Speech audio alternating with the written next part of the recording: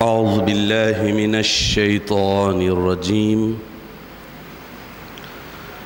بسم الله الرحمن الرحيم. الحمد لله نحمده ونستعينه ونستغفره ونؤمن به ونتوكل عليه ونعوذ بالله من شرور أنفسنا ومن سيئات أعمالنا. من يهده الله فلا مضل له ومن يضلله فلا هادي له. نشهد أن لا إله إلا الله وحده لا شريك له، ونشهد أن سيدنا وحبيبنا وشفيعنا ونبينا ومولانا محمدا عبده ورسوله. ونصدق ونقر أن سيدنا ومتبوعنا وإمامنا ومولانا السيد محمد المهدي الموعود خليفة الله قد جاء ومضى، ونسلم على آلهما وأصحابهما أجمعين من يومنا هذا إلى يوم الدين. أما بعد، فقال الله سبحانه وتعالى في القرآن المجيد والفرقان الحميد: فأعوذ بالله من الشيطان الرجيم. بسم الله الرحمن الرحيم.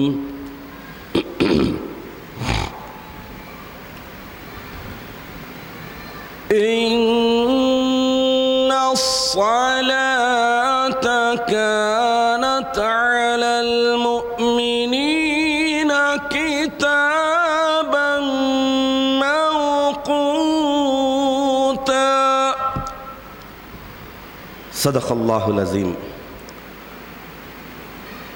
سورہ نساء آیت نمبر 103.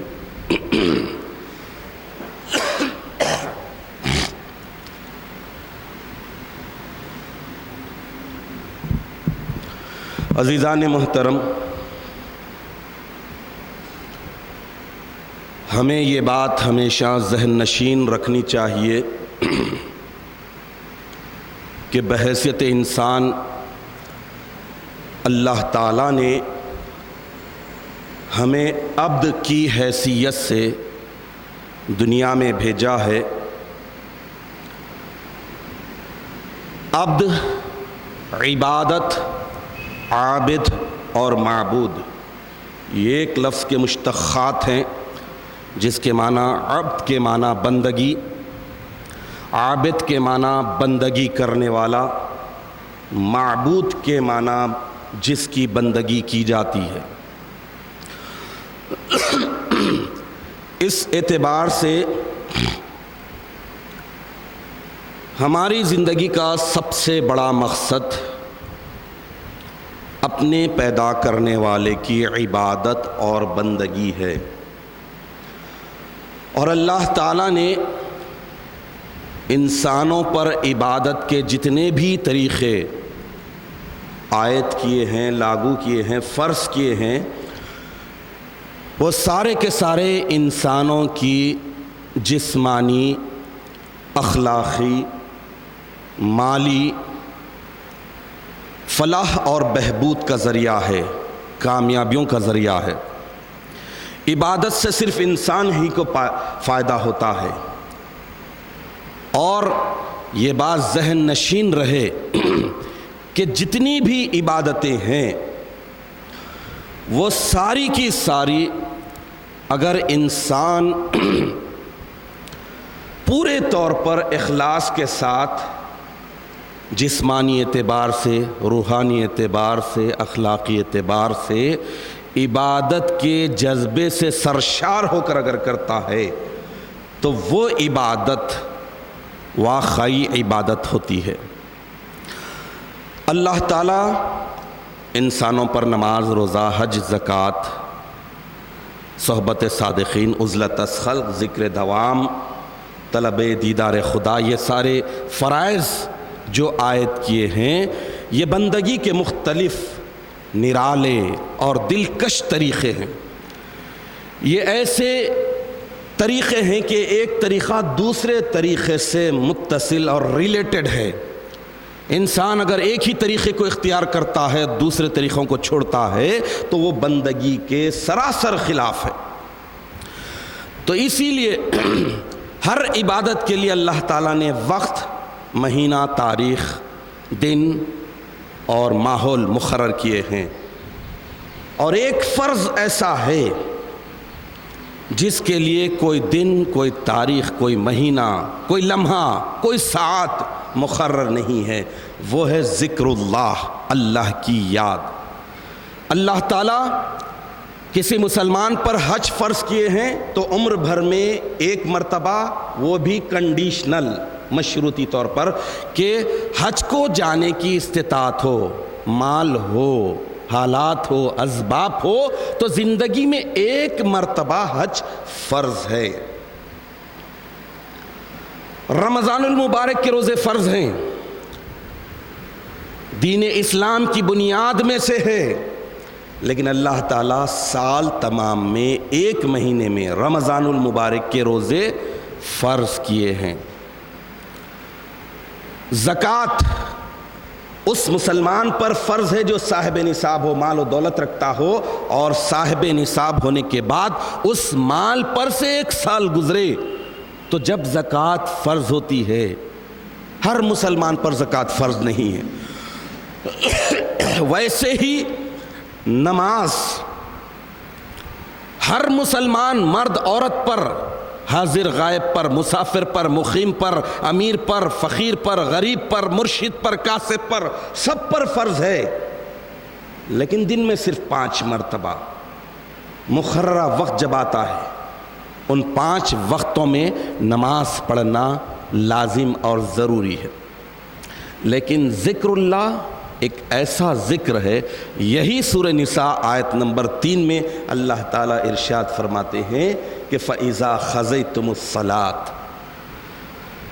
جب تم نماز پڑھ چکو، فَاذْكُرُوا اللَّهَ، اللہ کا ذکر کرو، قیاموں کھڑے ہوئے، قعودوں بیٹھے ہوئے، وَعَلَى جُنُوبِكُمْ، اور اپنے پہلوؤں پر لیٹے ہوئے۔ تو انسان کی 3 ہی حالتیں ہوتی ہیں، یا تو کھڑا ہوگا یا بیٹھا ہوگا، یا پھر اپنے پہلوؤں پر لیٹا ہوگا۔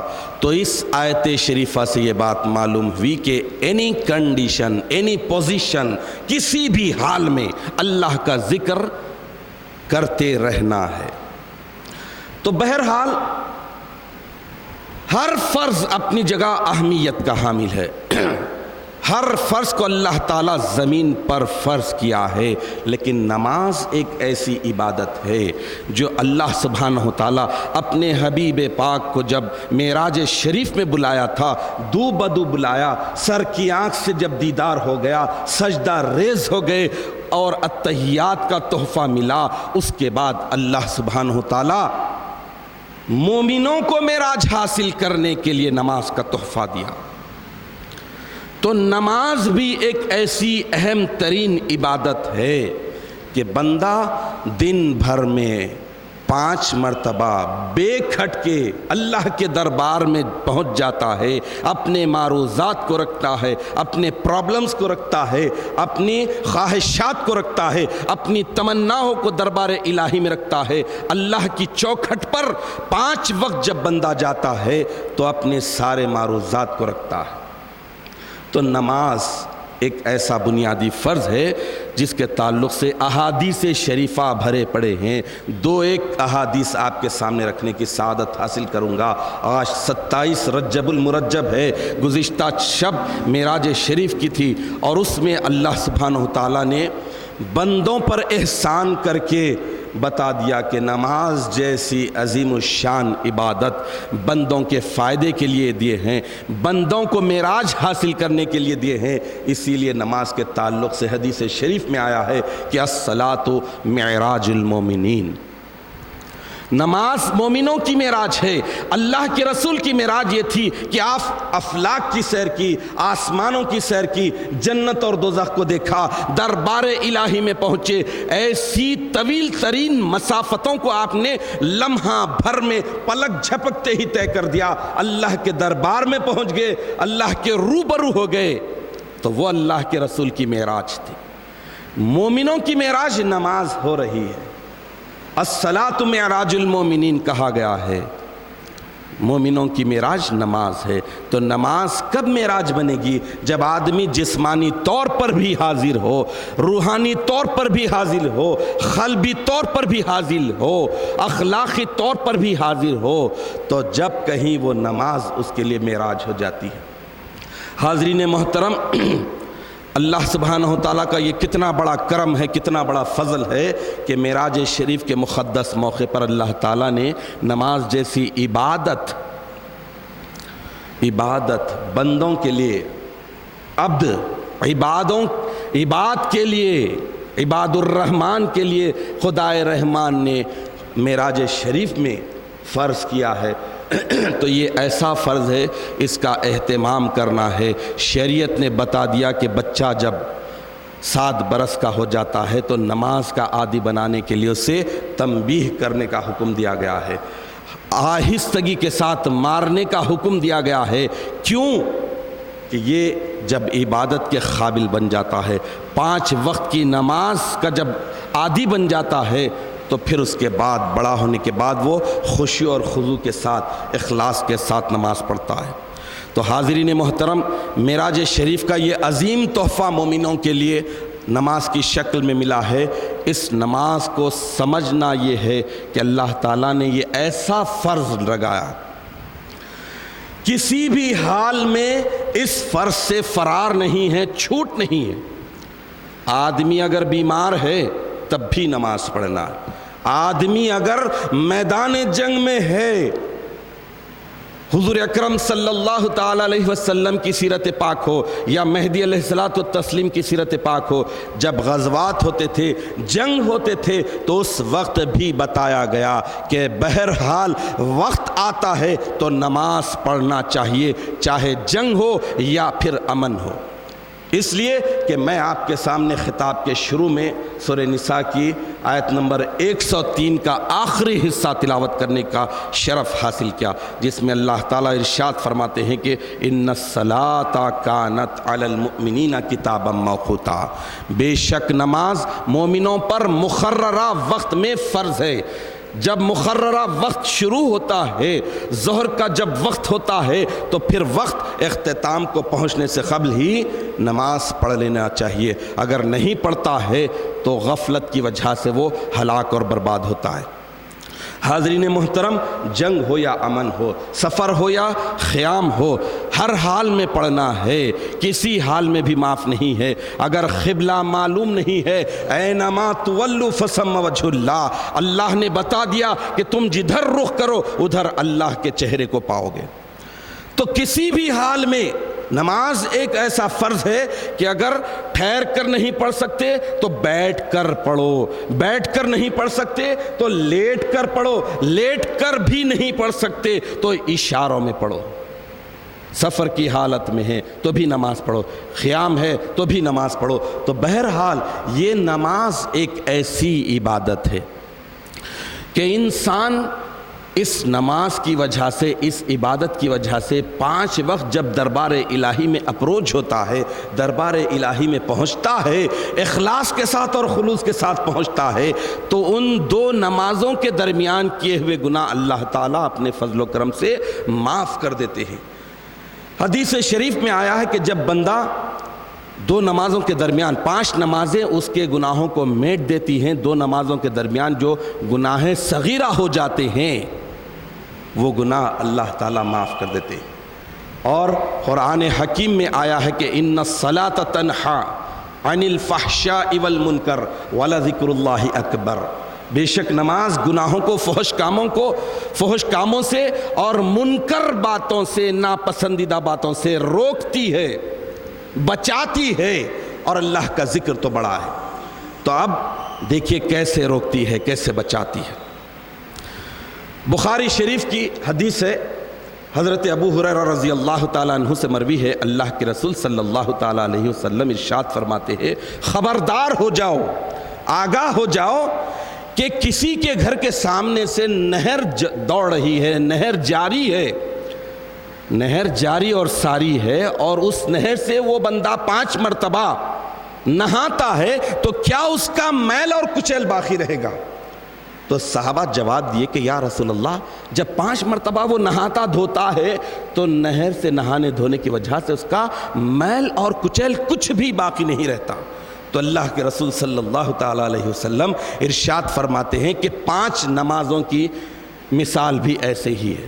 اگر ایک انسان پورے طور پر، جسمانی طور پر بھی حاضر ہو، ذہنی طور پر بھی نماز کے لیے پریپیئر ہو، قلبی طور پر بھی جھکے، عبادت کا جذبہ اس پر کار فرما ہو، عبادت کیسی کرنی چاہیے؟ اللہ کے رسول صلی اللہ تعالیٰ علیہ وسلم ارشاد فرما دیے کہ ان تعبد اللہ کأنک تراہ، تم عبادت اور بندگی کرو تو ایسی کرو کہ گویا اللہ کو دیکھ رہے ہو، اس مقام مرتبے کے حامل نہیں ہو، اس کیٹیگری کے نہیں ہو، تو سمجھو کہ فَإِن لَمْ تَكُنْ تَرَاهُ فَإِنَّهُ يَرَاكَ، اگر تم دیکھ نہیں سکتے تو سمجھو کہ اللہ تمہیں دیکھ رہا ہے۔ تو اللہ کے دیکھنے کے جذبے کے ساتھ آتے ہیں تو دل بھی لرزے گا، جسم بھی کانپے گا، اور ذہنی طور پر بھی حاضر رہیں گے۔ تو اب یہ دیکھیے کہ ہمیں جائزہ لینا ہے کہ اللہ سبحانہ وتعالیٰ معراج شریف کے موقع پر مومنوں کے لیے اتنا عظیم تحفہ دیا ہے، لیکن عمومی طور پر اب دیکھا جاتا ہے کہ نماز کے لیے آتے بھی ہیں تو وقت ٹال کر، تحیۃ الوضو پڑھے یا پڑھے تو پڑھے، نہیں تو نہیں۔ وضو کرتے ہیں تو کیسے کرتے ہیں اللہ ہی بہتر جانتا ہے۔ نماز میں ملتے ہیں تو تکبیر تحریمہ کو چھوڑ دیتے ہیں۔ مہدی موعود برحق علیہ الصلوۃ والتسلیم ارشاد فرماتے ہیں کہ جو تحیۃ الوضو نہیں پڑھتا ہے وہ دین کا بخیل ہے، کنجوس ہے۔ اب آپ بتائیے کہ اللہ تعالیٰ ہمیں عبد کی حیثیت سے پیدا کیا ہے، عبادت ہماری فطرت میں اللہ تعالیٰ کوٹ کوٹ کر بھرے ہیں، اور اگر ہم اس عبادت کے جذبے کو کچل رہے ہیں تو پھر سمجھ لیجئے کہ وہ حیوانی صفات ابھریں گے جو انسان میں عبادتوں کی وجہ سے دبے ہوئے ہوتے ہیں۔ وہ حیوانی جذبات ابھرتے ہیں، خیالات منتشر ہوتے ہیں، اور آدمی برائیوں میں مبتلا ہو جاتا ہے۔ اور نماز کے لیے آ رہے ہیں تو سوچنا چاہیے کہ نماز کتنی ہوتی ہے۔ فجر کی نماز 6 رکعت ہوتے ہیں، تحیۃ الوضو کو اہتمام کے ساتھ پڑھے۔ فجر کی سنت کے بہت فضائل ہیں، اسے چھوڑتے ہیں تو پھر بتائیے کہ اتنے اجر و ثواب سے محروم رہتے ہیں۔ اور پھر جماعت، نماز با جماعت کا اجر و ثواب تو 27 نمازوں کے مثل ملے گا۔ ایک پڑھ رہے ہیں 27 کا اجر و ثواب، یہ اللہ تعالیٰ کا فضل و کرم ہے کہ ایک کام کر رہے ہیں اور 27 کا اجر و ثواب دیا جا رہا ہے۔ اگر یہی عبادت وقت ہم لگا رہے ہیں، عمل کر رہے ہیں، لیکن سستی کے ساتھ، کاہلی کے ساتھ، ریاکاری کے ساتھ، نمود کے جذبے کے ساتھ، تو وہ عمل کیسا ہوگا؟ کل کے خطاب میں آپ کے سامنے بیان کیا گیا، اللہ تعالیٰ عالم برزخ میں اس شکل کو دکھایا کہ بڑے بڑے پتھروں سے ان کا سر کچلا جا رہا ہے جو عبادت صحیح طور پر نہیں کرتے تھے، جو سر اللہ کے سامنے صحیح نہیں جھکتا تھا، اسے اللہ تعالیٰ کچل کچل کر پاش کر دے رہے ہیں۔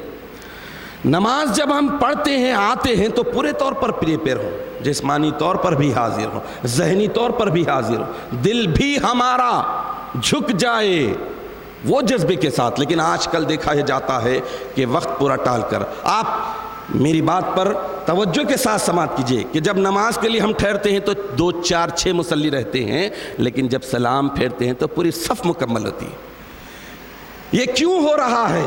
جائزہ لینا ہے۔ کسی ایک کو میں ایک کی طرف انگلی اٹھانے کی جسارت اور حماقت نہیں کروں گا. میں صرف یہ بتانے کی سعادت حاصل کر رہا ہوں کہ ہم جب نماز کے لیے آتے ہیں تو پورے طور پر آئیں. جسم، روح، قلب، ذہن سب ہمارا اس طرف رہے، نماز اور عبادت کی طرف رہے. عبادتوں کو ہم سرسری انداز میں ادا کرتے ہیں تو یہ عبادت نہیں، عادت ہوگی. اور مہدی موعود برحق علیہ الصلوۃ والتسلیم رسم، عادت اور بدعت کو میٹنے کے لیے آئے تھے. نماز کی حقیقت کو، نماز کی ماہیت کو دنیا کے سامنے پیش کیا. جیسا کہ اللہ کے رسول صلی اللہ تعالیٰ علیہ وسلم کے دور میں نماز ادا کی جاتی تھی، اللہ کو دیکھنے کے جذبے کے ساتھ، اللہ کو دیکھ کر ادا کی جاتی تھی. صحابہ کرام رضوان اللہ علیہم اجمعین کا ایک بڑا طبقہ اللہ کو دیکھ کر نماز ادا کرتا تھا. صحابہ کرام رضوان اللہ علیہم اجمعین اس وقت تک تکبیر تحریمہ نہیں باندھتے تھے جب تک کہ اللہ کا دیدار نہ ہو. ویسے ہی منون، بالکل ویسے ہی خلیفۃ اللہ کے دور میں بھی ہوا ہے. تو نماز ایسی ادا کرنی چاہیے، ایسے نہیں سرسری طور پر پڑھ لے رہے ہیں. تحیۃ الوضو کو چھوڑ دیا، سنت کو چھوڑ دیا، نماز ہو رہی ہے، دوڑ دوڑ کر آ رہے ہیں، وضو کر رہے ہیں. دوہرا وضو کرنے کے تعلق سے آیا ہے کہ وضو کرے تو نوجوان کی طرح کرے، تیز تیز کرے، جلدی جلدی کرے، لیکن اعضاء چھوٹنے نہ پائے، سارے اعضاء تر ہوں. اور نماز پڑھے تو ایسی پڑھے 70 سال کے معمر کی طرح پرسکون انداز میں، جسم میں بھی سکون ہو، قلب میں بھی یکسوئی ہو، ذہن میں بھی انتشار نہ ہو، تو جب نماز ادا ہوگی.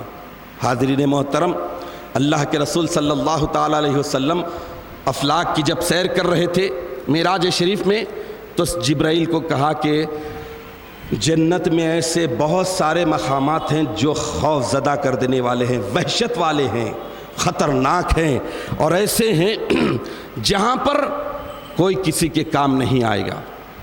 ان میں سے ایک مقام ہے پل صراط، بال سے باریک، تلوار سے زیادہ تیز. اللہ کے رسول صلی اللہ تعالیٰ علیہ وسلم ارشاد فرماتے ہیں کہ مومنین پل صراط کے قریب جائیں گے اور وہاں پر جا کر خوف اور دہشت سے، وحشت سے رونے لگیں گے کہ ہم اس پل صراط کو کیسے پار کریں. تو اس وقت جبرائیل امین آئیں گے اور کہیں گے کہ تم دنیا میں دریاؤں کو، سمندروں کو کیسے پار کرتے تھے؟ تو وہ کہیں گے کہ ہم کشتی کے ذریعے پار کرتے تھے. تو حضرت جبرائیل امین کے ایسا کہنے کے بعد ہی فوراً ڈبہ نما کوئی چیزیں آ جائیں گی، اس میں وہ لوگ سوار ہوں گے، پلک جھپکتے ہی پل صراط کے اس جانب ہوں گے. اس جانب ہوں گے تو حیرت سے، خوشی کے مارے پوچھیں گے کہ ہم پل صراط کو کیسے پار کر لیے، ادھر کیسے آ گئے؟ تو جبرائیل خبردار کریں گے، انہیں بتائیں گے کہ تم لوگ جن مساجد میں نماز ادا پڑھتے تھے وہ یہ کشتی کا کام کیے ہیں، پل صراط کو پار کرانے کا ذریعہ بن جائیں گے. اب اگر ادھوری نماز پڑھیں گے تو کیا وہ ڈبے بنیں گے؟ ہم پل صراط کو پرامن طریقے سے پار کر سکیں گے؟ تو حاضرین محترم، جائزہ لینا ہے کہ نماز بہت بڑی عبادت ہے. نماز ایک ایسی عبادت ہے کہ اللہ اور بندے کے درمیان سے حجابات ہٹا دیے جاتے ہیں، پردے گرا دیے جاتے ہیں. راست طور پر بندہ دربار الہی میں پہنچ جاتا ہے، لیکن شرط یہ ہے کہ اخلاص کے ساتھ ہو، خشوع و خضوع کے ساتھ ہو. جسم یہاں ہے، دل کہیں ہے، جسم یہاں ہے، دماغ کہیں اور دوڑ رہا ہے، تو بتائیے کہ یہ مطابقت نہیں ہوگی. انسان نماز میں نہیں ہوگا بلکہ اس کا دل اور دماغ جہاں ہوگا وہاں پر ہوگا. مسجد نبوی میں حضور اکرم صلی اللہ تعالیٰ علیہ وسلم تشریف فرما ہے. ایک شخص آیا، نماز پڑھ رہا تھا، اس کا جسم پرسکون نہیں تھا، ہل رہا تھا، کھجا رہا تھا، ادھر ادھر دیکھ رہا تھا. تو حضور اکرم صلی اللہ تعالیٰ علیہ وسلم اس کے نماز ختم کرنے کے بعد ارشاد فرمائے کہ تم نماز نہیں پڑھے، پھر سے نماز پڑھو. وہ شخص پھر سے نماز پڑھا. 3 مرتبہ نماز پڑھنے کے بعد بھی اللہ کے رسول ارشاد فرمائے کہ نماز ایسی پڑھی جاتی ہے، آپ نماز پڑھ کے بتائیں. تو جسم میں بھی سکون ہونا چاہیے. اور آج دیکھ لیجئے کہ داڑھی کھجائی جاتی ہے، ٹوپی برابر کی جاتی ہے، سیل نکال کے نماز کی حالت میں سامنے رکھا جاتا ہے. وہ دور گیا. آج سے 20 سال پہلے اگر کسی کے پاس سیل ہوتا، موبائل ہوتا تو بہت بڑی بات تھی. آج تو رکشہ اور جھٹکے والے کے پاس بھی موبائل ہے. کیا بتا رہے ہیں؟ ویلٹ نہیں رکھتے، صرف موبائل سامنے رکھ کے بتاتے۔ تو نماز کے معاملے میں اپنی نماز کو بھی محفوظ رکھنا ہے، دوسروں کو بھی نماز میں خلل نہ ہونے کے لیے شریعت نے بتا دیا کہ لہسن اور پیاز وغیرہ کھا کرنا ہے، اور نماز میں ایسی حرکتیں نہ کریں کہ بازو والے کو ڈسٹرب ہو۔ تو حاضرین محترم، نماز کے لیے ہمیں صحیح طور پر پریپیئر ہو کر آنا چاہیے، ساری چیزوں کا اہتمام کرنا چاہیے، تحیۃ الوضو کو صحیح انداز میں ادا کرنا چاہیے، وضو صحیح کرنا چاہیے، سنتوں کو وقت پر پڑھے۔ نماز ظہر کی سنت کو اگر ساخت کر دیتے ہیں تو یہ دیکھا جاتا ہے کہ فرض کے بعد وہ سنتیں پڑھی جاتی ہیں۔ اللہ نے اور اللہ کے رسول نے بتا دیا کہ 4 رکعت سنت موقدہ فرض نماز کے سے پہلے پڑھی جانی چاہیے، اس کی فضیلت ہے۔ اگر چھوٹ جاتی ہے تو یہ بدقسمتی ہے، اس کا ثواب نہیں ملے گا۔ اسی لیے نمازوں کی جو قضا ہے صرف فرض کے لیے ہے اور واجب کے لیے ہے، سنتوں کے لیے نہیں۔ تو ہمیں نماز کے لیے دیکھنا ہے اور جو نقائص ہو رہے ہیں اس کو دور کرنے کی کوشش کرنا چاہیے۔ صفوں پر ٹھہرے تو احترام کے ساتھ ٹھہرے، اللہ تعالیٰ کے دربار میں حاضر ہونے کے تصور کے ساتھ ٹھہرے۔ ایسا نہیں کہ لاپرواہی کے ساتھ لباس بے ڈھنگا ہے، جسم ڈھیلا ڈھالا ہے اور بے جا حرکتیں ہو رہی ہے، خرافات ہو رہی ہے، ڈکاریں لے رہی ہیں، جمائی آ رہی ہے تو ہاتھ اٹھا دے رہے، ایسا ہونا ہی نہیں۔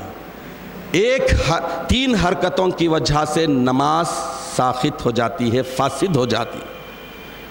کتنے اہتمام کے ساتھ نماز پڑھنی ہے اس کا اندازہ لگائیے کہ 3 حرکتیں، نماز کی حرکتوں کے علاوہ اگر 3 حرکتیں ہو جاتی ہے تو ایسی صورت میں بھی نماز فاسد ہو جاتی ہے۔ حضرت شاہ نظام رضی اللہ تعالیٰ عنہ کے پاس ایک مسئلہ پیش ہوا کہ کیا انگلی اٹھانا جائز ہے؟ اس میں ایک ہی حرکت ہوتی ہے۔ تو حضرت شاہ نظام رضی اللہ تعالیٰ عنہ عالیت کا مسئلہ بیان کیا کہ انگلی اٹھانا منع ہے، ایک حرکت میں ہی 3 حرکت ہوتے ہیں۔ آپ نے بتا دیا کہ حرکت کا ارادہ شروع جب کرتے ہیں بگننگ تو ایک ہوئی حرکت، دوسری اختتام، تیسری، تو اس طرح 3 حرکتیں ہو جاتی ہیں اور نماز فاسد ہو جاتی۔ لیکن آج دیکھا دیکھی مختلف چینلز پر دیکھتے ہیں انگلی اٹھانے کا عمل شروع کر دیا گیا ہے، مختلف خرافات کر رہے ہیں اور ایسی حرکتیں کر رہے ہیں کہ اپنی اور دوسروں کی نمازوں کا فرق دھیرے دھیرے ختم ہوتا جا رہا ہے۔ مہدوی کی نماز بڑی پرسکون ہوتی تھی اور جسمانی طور پر وہ ایسے ٹھہرتا تھا کہ اس میں روح ہے یا نہیں، اس میں جان ہے یا نہیں، لوگ سمجھ نہیں پاتے تھے۔ لیکن آج ایسے ہو گیا ہے کہ مختلف قسم کی حرکتیں ہو رہی ہے، مختلف قسم کی نماز سے ہٹ کر ایسی غلطیاں کی جا رہی ہے کہ وہ گویا یوں ہی ایک معمولی شخصیت کے سامنے پیش ہوا ہو۔ تو ہمیں یہ سب سے پہلے عبادت کے وقت دیکھنا ہے کہ ہم عابد ہیں، بندگی کرنے والے ہیں، عبادت گزار ہیں۔ تو معبود کون ہے؟ جس کی عبادت کر رہے ہیں وہ کون ہے؟ اس کا جہ و جلال کیسا ہے؟ اس کی ہیبت کیسی ہے؟ اس کا خوف کیسا ہونا چاہیے؟ اس کی خشیت کیسی ہو؟ وہ کیسا احکم الحاکمین ہے؟ وہ کیسا بادشاہ ہے؟ اگر انسان یہ تصور کرے تو صحابہ کرام رضوان اللہ علیہم اجمعین کی نماز بتاتی ہے، جو نماز کا وقت آتا تھا، دن بھر میں 5 نمازیں ہیں اور ہر نماز کا جب وقت آتا تھا، عمر ابن خطاب رضی اللہ تعالیٰ عنہ کے تعلق سے احادیث میں آیا ہے کہ جب نماز کا وقت آتا تھا آپ انتہائی لہیم و شہیم تھے، بہادر انسان تھے، گورے بھورے تھے، لیکن جب نماز کا وقت آتا تھا تو آپ کا جسم اللہ کے دربار میں حاضر ہونے کے جذبے سے کانپنے کی وجہ سے لرز جاتا تھا اور پیلا پڑ جاتا تھا۔ کیوں؟ معبود کی ہستی کا تصور جیسا ہونا چاہیے، معبود کی شخصیت کا تصور جیسا ہونا چاہیے، معبود کا جہ و جلال جیسا ہونا چاہیے۔ عمر ابن خطاب رضی اللہ تعالیٰ عنہ کو تھا، جب آتے تھے کانپتے تھے، وضو کرتے تھے، ٹھہرتے تھے، مصلی پر روتے تھے، زار و خطار روتے تھے۔ تو اس طرح کی عبادت ہم اگر صرف عبادت کر رہے ہیں عادت کے طور پر تو یہ کمال نہیں، بلکہ یہ ہمارے لیے گلے کا توق بن رہا ہے، گلے کی پھانسی بن رہی ہے، وقت بھی لگا رہے ہیں، عمل بھی کر رہے ہیں، لیکن نیت میں کھوٹ ہے، تو یہ عمل اللہ تعالیٰ کے پاس نہیں ہوتا۔ عبادت کیسا ہونا؟ یہ بزرگان دین کے عمل سے۔ تو ہم دیکھیں کہ معراج شریف کا یہ عظیم تحفہ ملا، الصلاۃ عماد الدین کہا۔ حدیث شریف میں بتایا گیا کہ نماز دین کا ستون ہے، پلر ہے، اگر پلر کھوکھلا ہو تو ساری کی ساری عمارت ڈھہ جائے گی، ختم ہو جائے گی، گر جائے گی، سارے دوسرے اعمال اکارت جائیں گے۔ اسی لیے ساری عبادتوں میں جب حشر میں خبر میں سوال ہوگا تو سب سے پہلے نماز کے تعلق سے ہوگا۔ تو نماز کے تعلق سے ہمیں معلومات حاصل کرنا چاہیے، مسائل کو جاننے کی کوشش کرنا چاہیے، اور یہ انسانی فطرت ہے کہ کسی بھی فیلڈ کے ایکسپرٹ کو، ماہر کو دیکھتے ہیں تو اس کے طریقوں کو، اس کے اسٹائل کو اختیار کیا جاتا ہے، اسے دیکھ کر نماز پڑھے، یہ نہیں کہ اسے اپنا طریقہ سکھانے کی جسارت کرے۔ آج عموماً یہی ہوتا ہے، ہمارے بازو ٹھہرتے ہیں لیکن ایسی ایسی حرکتیں ہوتی ہیں، افسوس ہوتا ہے کہ یہ کیوں کر رہے ہیں۔ دوسروں کا دیکھا دیکھی، ان کا ان کا دیکھا دیکھی، ادھر ادھر کا دیکھا دیکھی۔ اپنی نماز پڑھنی چاہیے، اپنے بزرگان دین کے طور طریقوں کو اختیار کرنا چاہیے، وہ طریقوں کو، وہ اصولوں کو اختیار کرنا چاہیے جو صحیح ہے، سب سے اعلیٰ ہے، عالیت والے ہیں، پرفیکٹ ہے، جس میں نماز کی ادائیگی کا حق ادا ہوتا ہے۔ تو اپنی نمازوں کا ہمیں جائزہ لینا چاہیے، اپنے آپ کو بھی نمازوں کا پابند بنانا چاہیے، اپنے گھر والوں کو بھی نماز کا پابند بنانا چاہیے۔ سارے قرآن پاک میں نماز کے تعلق سے جا بجا نصیحت کی گئی ہے، اور اللہ کے رسول صلی اللہ تعالیٰ علیہ وسلم کو اللہ نے حکم دیا کہ تم اپنے گھر والوں کو نماز کا پابند بناؤ۔ تو گھر والوں کو ڈھیلی ڈوری نہ چھوڑے، اپنی عورتوں کو، اپنے بچوں کو، اپنی بچیوں کو بھی پابند کرائیں کہ وقت آنے پر نماز پڑھنا چاہیے، اور مرد حضرات نماز با جماعت کا اہتمام کرے، گھروں میں نہ پڑھے، ادھر ادھر نہ پڑھے، اکیلے اکیلے نہ پڑھے، بلکہ جماعت کے ساتھ پڑھے۔ 27 نمازوں کا اجر و ثواب ملتا ہے، اور مسجدوں میں نماز جماعت کے ساتھ ادا نہ پڑھنے والوں کو اللہ کے رسول صلی اللہ تعالیٰ علیہ وسلم نے میری امت کے یہود و نصارہ کہا ہے۔ تو اس سے بچنا چاہیے، زیادہ سے زیادہ اہتمام کرنا چاہیے، اور مسائل جان کر نماز کو کیسے ادا کرے، وضو کیسے کرے، سنت کی کیا فضیلت ہے، فرض کیسے ادا کرے، جماعت کے کیا احکامات ہوتے ہیں، جماعت میں شریک رہے تو کیسے رہیں، مصلی پر آئے تو کون سا قدم رکھے، یہ سارے احکامات معلوم کرنے کی کوشش کرے، اور ان احکامات کے مطابق، آداب اور شرائط کے مطابق اگر عبادت کرتے ہیں تو عبادت اور بندگی کا حق ادا ہوتا ہے۔ ہم اللہ تعالیٰ سے دعا کرتے ہیں کہ الہ العالمین ہمیں صحیح معنوں میں نماز کی پابندی کی توفیق عطا فرما، نماز میں رکاوٹ بننے والے سارے کاموں سے ہمیں محفوظ رہنے کی توفیق عطا فرما، ہم نماز کو تیرے دربار میں حاضر ہونے کے جذبے کے ساتھ ادا کرتے رہیں، اور 5 وقت تیرے دربار میں ہم اپنے معروضات کو صحیح طور پر ادب کے ساتھ، خشوع اور خضوع کے ساتھ رکھنے کی سعادت حاصل کرتے رہیں۔ آمین یا رب العالمین، وآخر دعوانا ان الحمد للہ رب العالمین۔